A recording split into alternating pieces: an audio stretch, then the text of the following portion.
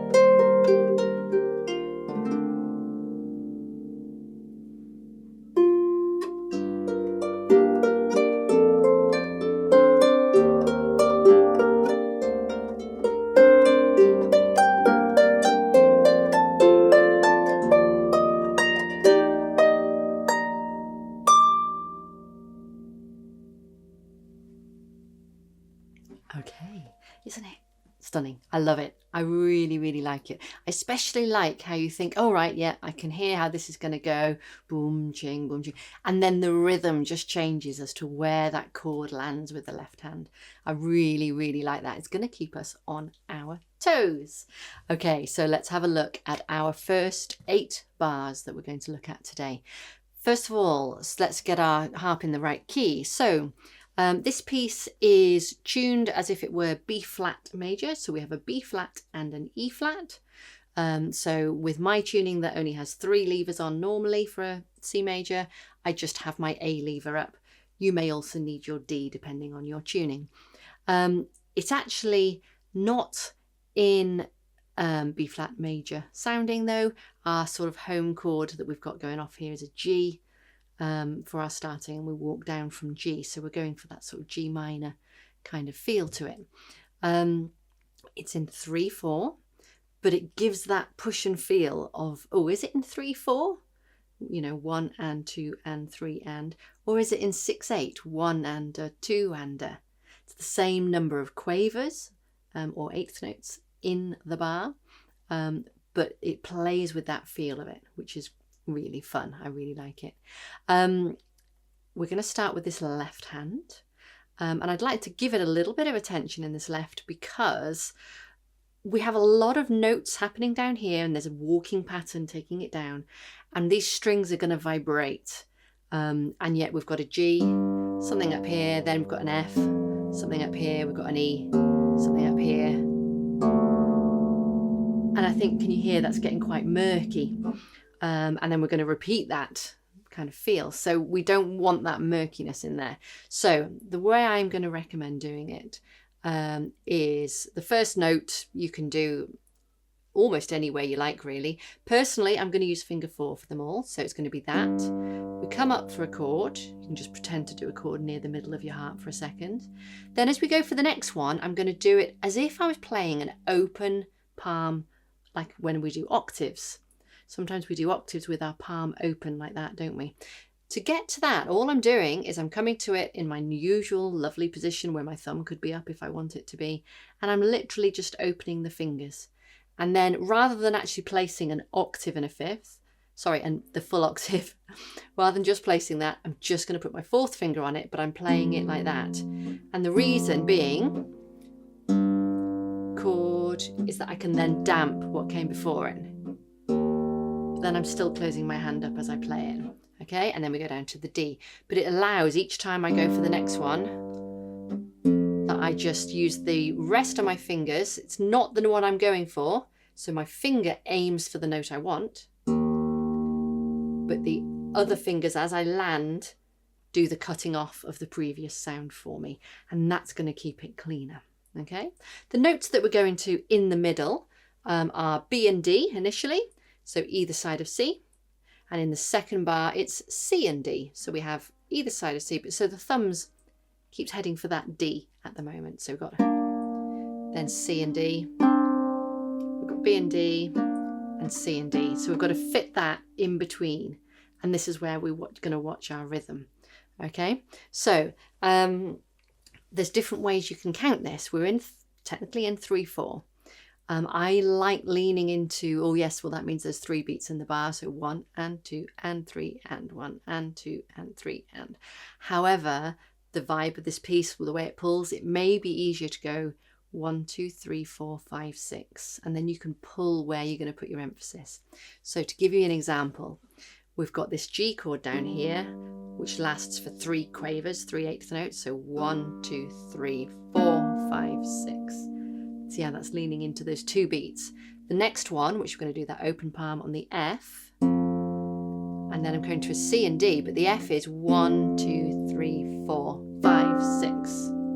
Okay, then we're coming down to the E, 2, 3, 4, 5, 6. That's landing on the 4th, and down to the D and doing that damp. Coming back to the C and D, so that would be 1, 2, 3, 4, 5, 6. Okay. This actually is one of those where it's easier once you've got the other hand going on as well, because then you recognize, okay, I'm playing it with that note or with that note. And on my score here, I have actually drawn lines down through the right hand note, through the left hand chord, to keep me really on track on it. It's landing with this one. Next bar, it's landing with this one, just on these chords that are coming in the second half of the bar. Okay, so that left hand, let's do it in some sort of time. Okay, the next line is effectively the same. We're going to go G up to this chord, B and D. Then we've got the F, which is going to last for 4 quavers, 4/8 notes before we come up for the chord. And then we've got the E coming up back to B and D. And then our final note is just going to be a D. There's nothing on the last crotchet in that line. Okay, so we'll do it with a count. Okay, and I will count to 6 for us. 1, 2, 3, 4, 5, 6. 1, 2, 3, 4, 5, 6. 1, 2, 3, 4, 5, 6. 1, 2, 3, 4, 5, 6. 1, 2, 3, 4, 5, 6. 1, 2, 3, 4, 5, 6. 1, 2, 3, 4, 5. Whoa, I came in early. Did you hear me? It's so tempting. Okay, so I came in early. Watch for that. Okay, that's our moves going on down. Like I say, as we bring in the top hand, it will sort of become easier, but you've got to watch for it. So the top hand is starting on a G triad, G, B, and D. Okay, and we can think about how we're going to approach that. A lovely high thumb, fingers sort of pointing down to your opposite knee, elbow nicely out. We've got G, we've got a, so we're going to play those notes twice. G, B, D, G, B, D. Okay. Then in the second bar, so if you place that and just give that a squeeze and feel that. In the second bar, the D stays the same. The lower 2 fingers move up 1 string to A, C, D, A, C, D. So we were on G, B, D and moving it around. Then it's A, C, D, A, C, D. Coming back to the G triad. And then something different's about to happen. So I don't know if you noticed as I was doing that, we've got G, B, and as I'm going to loop that again, I will now get my G back on as I play the thumb, and then my 2 and 1 can go back on as I play finger 3.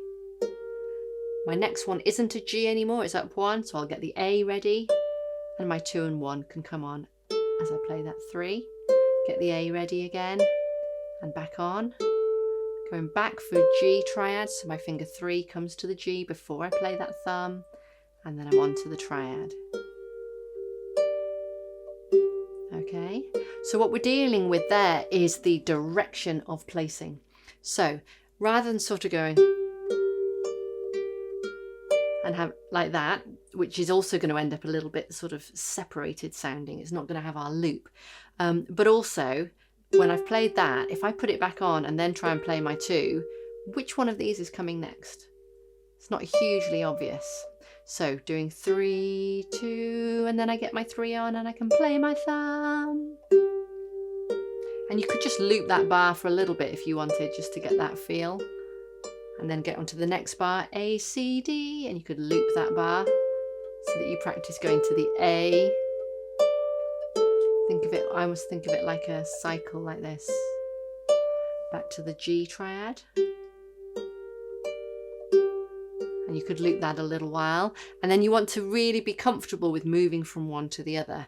So you could just try the final G triad in the first bar and placing your 3rd finger on the A, and you can even just do that and pause.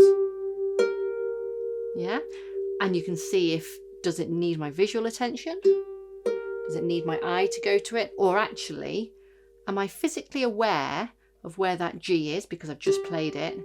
And I know this is 1 string higher, so I can land on the A.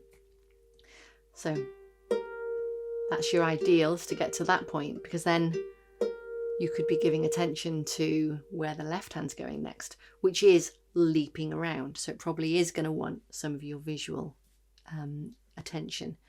Okay, so we've got those 3 bars. And actually, if you look at the next line, bars 5, 6, and 7 are the same. We've got the G triad twice, going to the A, C, D, so the thumb stays where it was, back to the G.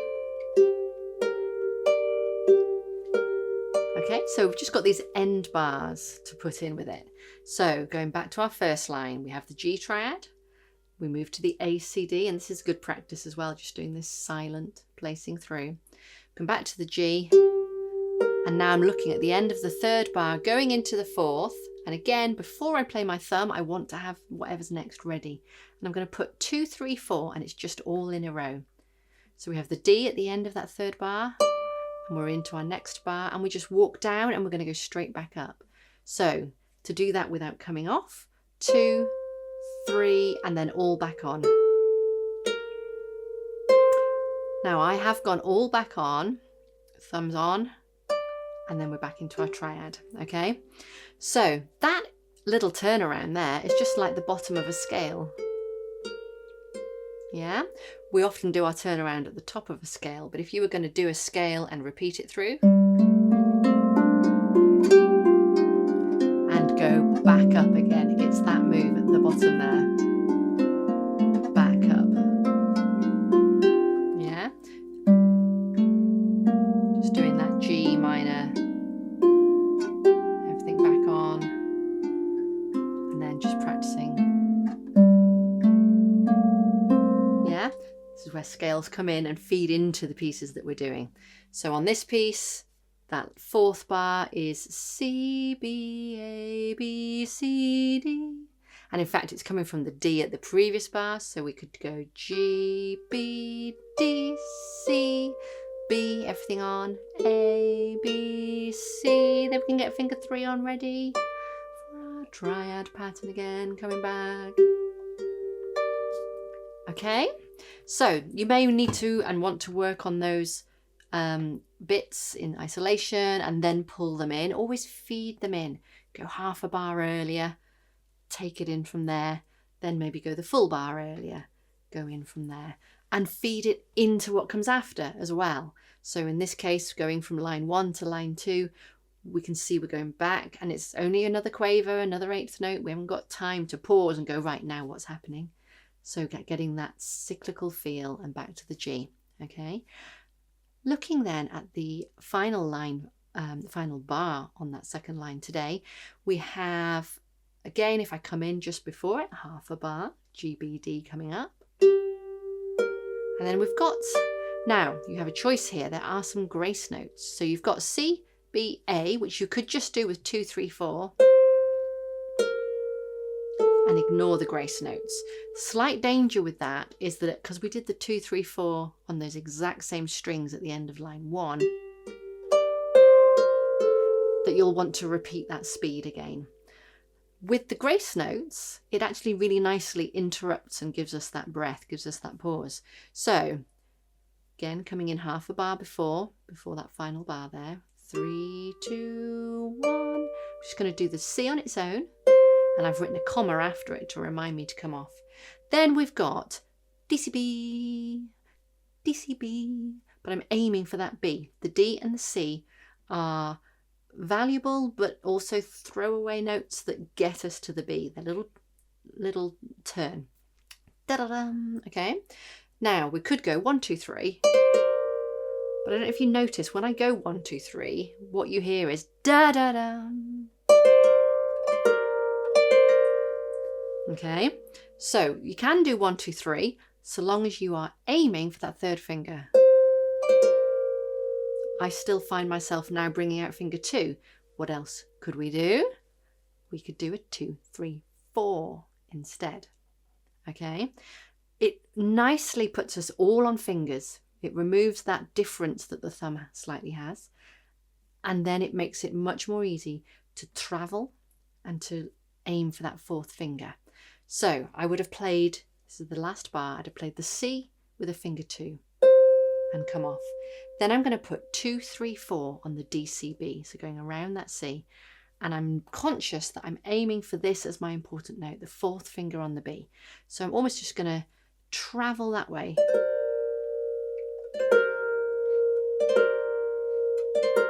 And make a real effort to pull that final finger, especially in. This grace notes don't really work if you try and pluck like this. They're hard to get the flow with it. If you've got that lovely shape where they're still pointing down towards your opposite knee, and you can just go, and it just flows into that hand. Okay, so that is your aim with that last bar. So a 2 on the first C, comma after it to let you know that you're not trying to place beyond it. Then a 2, 3, 4. Then I would do a finger 2 on the A, leading us to what's coming next, which will be another G, I can tell you. Okay, pulling it all together now. So there's different components of this. It might be that you go, right, let's focus on 3 bars because the right hand's doing similar stuff. But then again, you need to have that 4-bar phrase. We don't want it to become segmented, where you can do 3 bars fine, but then we have a pause while we remember what's going on. We're going to be aiming for, okay, and this is where we pull it together. So sometimes the left hand, the beginning of the bars always land together. Sometimes it's going to come with this finger 3. Then we're down here, and I'm going to do that open palm and the damp. And then it's coming on that note. Open palm and damp. And then open palm and damp, and all 4 fingers on in that top hand.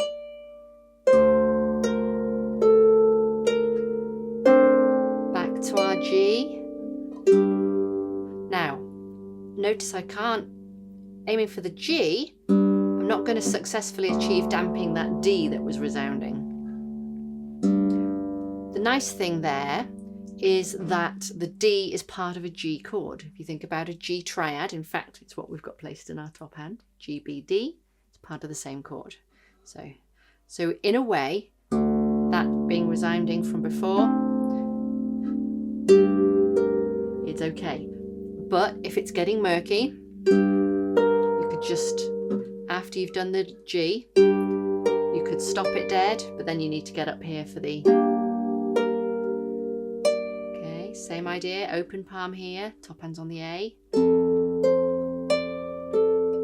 open palm to stop that F as we go for the E, and then this D coming up at the top. Okay, I do like, another reason I like that 2, 3, 4 is because then we don't have anything placed, so we're naturally going to take a little bit longer to get to that third beat, instead of feeling the need to go, let me think, and heading to it and landing too soon. It just helps create that lift and create that space. Okay, so that is the breakdown of it all. Okay, you're going to be working towards being able to go 1, 2, 3, 4, 5, 6, 1.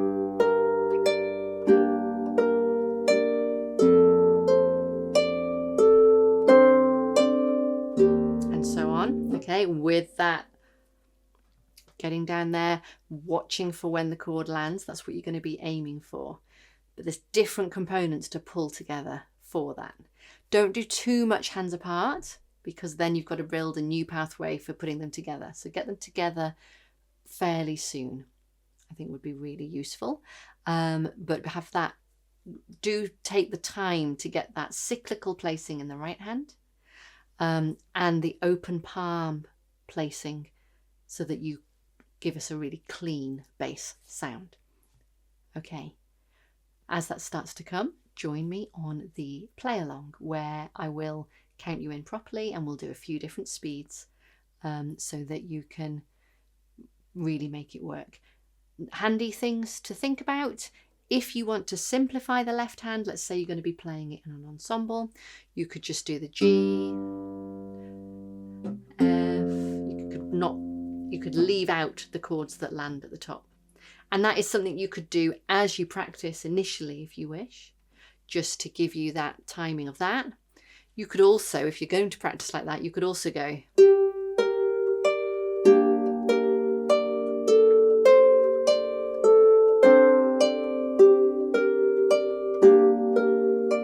just to build in where that left hand lands.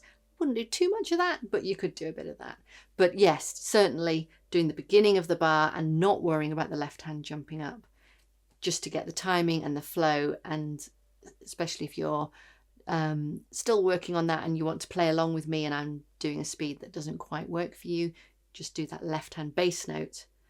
Maybe move it up just so that it's used to moving up, even if it's not landing on anything, just so that you get that. It's there, here, there, here, there, and so on. Okay, see you on the play along.